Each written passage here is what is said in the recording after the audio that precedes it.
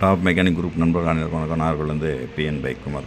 இது பார்த்தீங்கன்னா Yamaha efficient fuel injection model.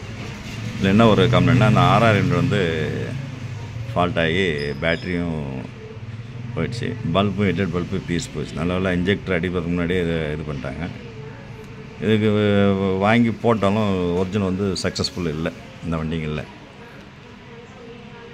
இது நிறைய நண்பர்கள் மாற்றி பார்த்துருப்பாங்க. மாற்றினா ஒரு வாரம் 10 நாள் போயிடும்.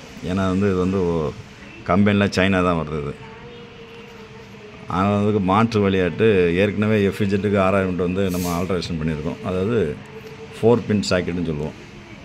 இது வந்து 5 பின் சாக்கெட்டு, 6 பின் கப்ளர்னு சொல்லுவாங்க. ஆனால் அந்த 5 பின் தான் இருக்கும். இதை வந்து நம்ம வந்து இதை வந்து நம்ம JB01 மூலியமாட்டு ஆல்ட்ரேஷன் பண்ணலாம்.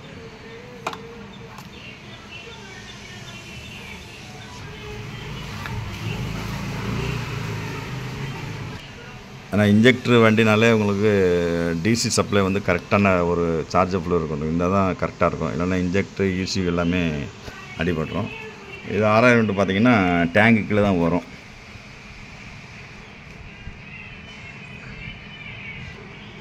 இது வந்து 6 பின்னாக இருக்குது, இது 4 பின்னாக இருக்குது. இது வந்து எப்படி மாற்று வழி பண்ணலாம்னு சொல்லி அந்த வீடியோ பதிவு.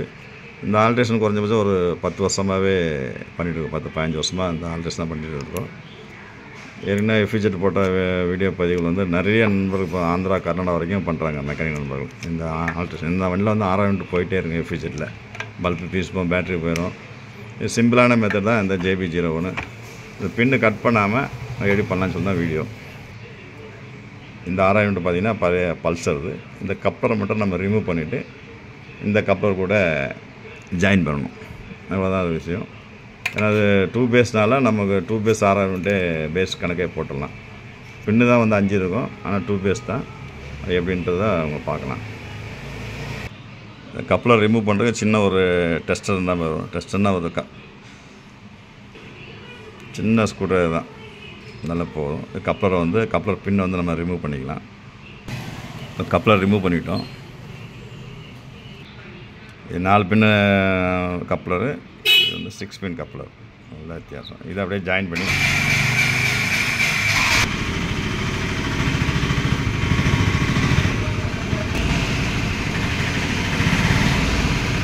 தெரியும் உங்களுக்கு. 2 ஒயிட் வந்து வண்டியிலேருந்து வரும். காயில் பின்னு வரக்கூடிய வந்து ஒயிட் கலராக வரும். ஒயிட்டுக்கு 2 ஒயிட்டுக்கும் 2 ப்ளூ கலர் கொடுத்தோம். இவ்வளோ தான் வித்தியாசம். மற்றபடி ரெட்டுக்கு 2 பேட்டரி தெரியும் இல்லைங்க. பிளாக்குக்கு வந்து எர்த்து. இவ்வளோ தான் வித்தியாசம்.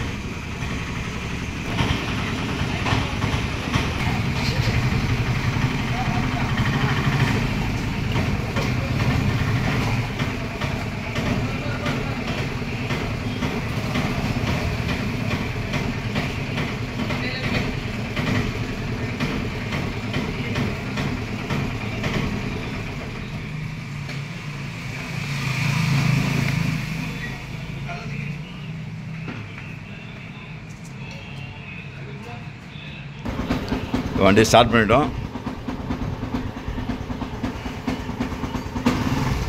நார்மல் ரெகுலேட்டரோடையும் வண்டியில் வர ஒரிஜினல் ரெகுலேட்டரோடையும் இந்த ரெகுலேட்டர் வந்து கொஞ்சம் வோல்டேஜ் அதிகமாக இருக்கும். ஏன்னா அதில் கெப்பாசிட்டி இருக்கனால ஹெட்லைட் வந்து பவர் கொஞ்சம் அதிகமாக இருக்கும்.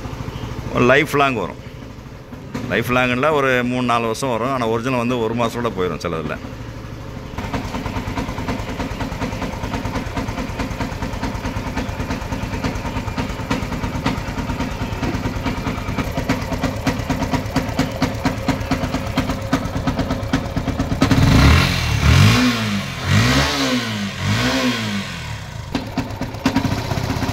வோல்டேஜ் ஏறதுனால தெரியும் உங்களுக்கு.